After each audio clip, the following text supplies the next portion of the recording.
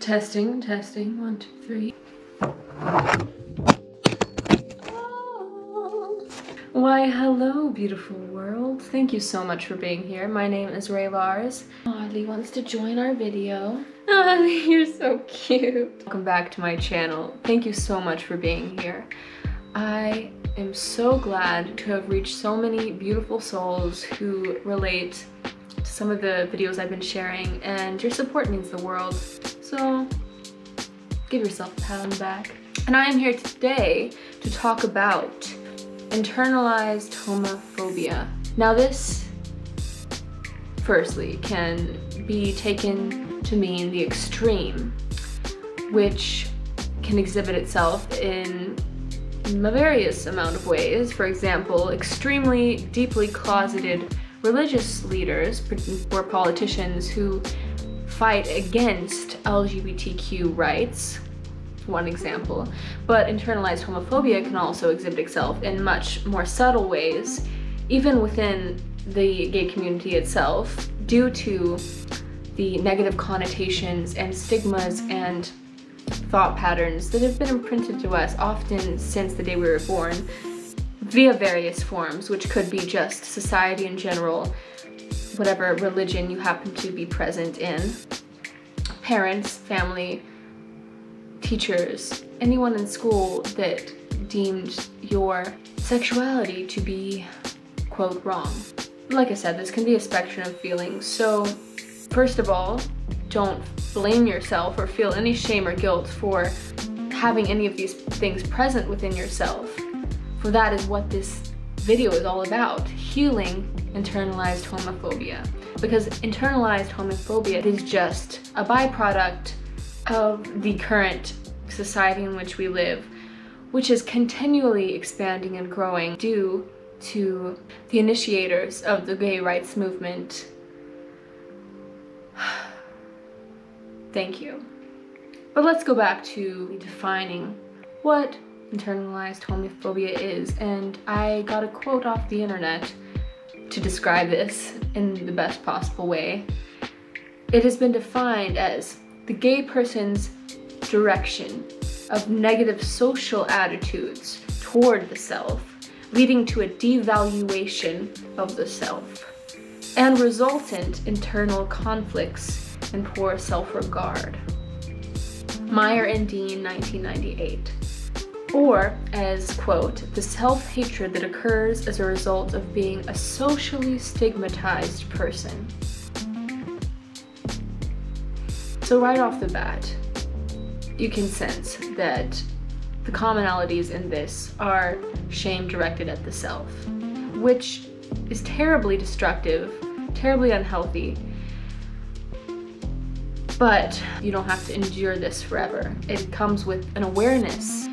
For example, this article that I found also stated that the real culprit is an aggressively heterosexist society that is defining what is normal and therefore what is right and wrong through laws, policy, culture, education, healthcare, religion, and family life. So it's not you, okay? This is the byproduct of an aggressively heteronormative society.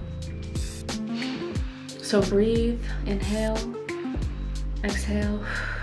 The purpose of this video is just to shine light on what may otherwise be left unnoticed. I know that I personally experienced internalized homophobia as a result of growing up being told that who I am is wrong, is not real, is a choice, and therefore, you know, I tried to choose to be straight. Didn't work, obviously, but it's not the end of the world by any means. And through awareness and discovering those shameful or guilty parts of myself on directly related to who I love, through awareness and through intention, anytime those feelings or worries would arise, I would be like, oh, no, you're beautiful. You're exactly who you were meant to be. The cultural stigmatisms against being gay are completely out of line. Fuck those who want to directly judge you or hate you or think ill of you in any regard simply because you love someone of the same sex. So it's all about like reincorporating those new ideas to replace the old ones. We defined it, we know what it is. Number 2, recognize it. Now notice your feelings when dealing with gay topics around others. Environments where in the past or in the present, you've learned homophobic ideals unconsciously. One example of this can be secrecy. So if you are lying to others about your sexuality, or perhaps you're coming out only to a couple people, not to others, that shows that in some part for me at the time, before I was coming out to everybody, I was just afraid. You know, I was scared of how they would think because of how they acted around gay topics in the past. When I came out to my family, they were all more than supportive and understanding and loving, which I recognize is huge. And I'm so grateful for them for that. And I want you to know that if that's not your story, that doesn't make you any less loved or important or valued as a human being. You are beautiful. And I need you to hold your heart and tell yourself that. I love you. Say it right now to yourself. Because that's truly the first step, is accepting yourself wholly. And then all of that internalized homophobia will wash away because you know who you are, and you know that you are who you are meant to be, and that who you love is a beautiful, beautiful thing. Okay, number 3, once you've recognized it, heal it. Easier said than done, but just by the fact that you're aware of these thought patterns or reactions, that just means that now you are in control and you can shift that perspective. Acknowledge its presence as separate from you and replace that feeling with the opposite, a positive emotion. For example, if perhaps while you were growing up, if there was a gay person on TV, your parents would shut it off.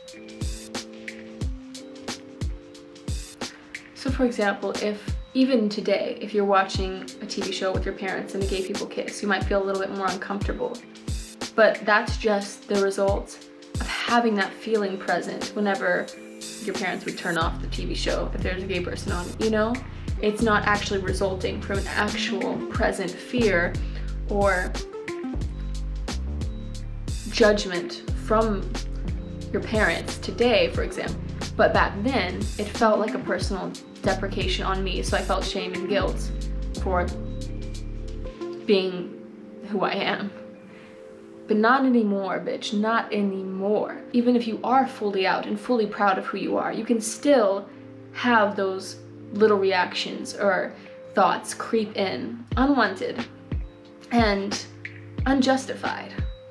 But it doesn't mean, how are you ever gonna fully embrace yourself? You have, you've already done that. Just by watching this video, you're already on that path.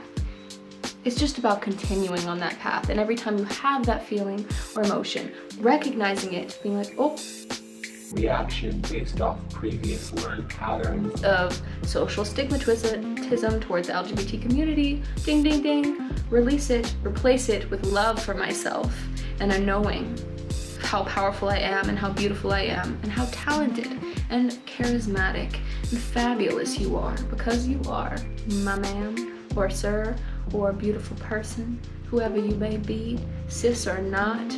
I love you. Be patient with yourself. Okay, it's not a process that's gonna happen overnight, but you are on the path. Recognizing that each journey is valid and your journey is gonna be different from some other people, but we're all in this together in the end, and we're more similar than we are different. So cast aside that judgment towards yourself and for others. We're all doing the best we can. Number 4, and this is kind of summarizing what I've already been saying, but in a more concrete way. Each time you have a certain thought or a feeling which keeps you from living as your authentic self, reprogram it. Number 5, my final tip on healing internalized homophobia and living as your free, authentic self. We're all learning and growing. And as long as we keep ourselves accountable and others accountable with love, moving forward is inevitable. I want to thank you again for being here today. Let's all just take a huge deep breath together. Let out whatever air you had residue laying in your stomach.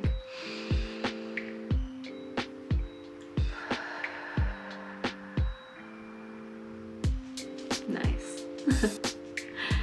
Enjoy your day. Appreciate where you are and how far you've come.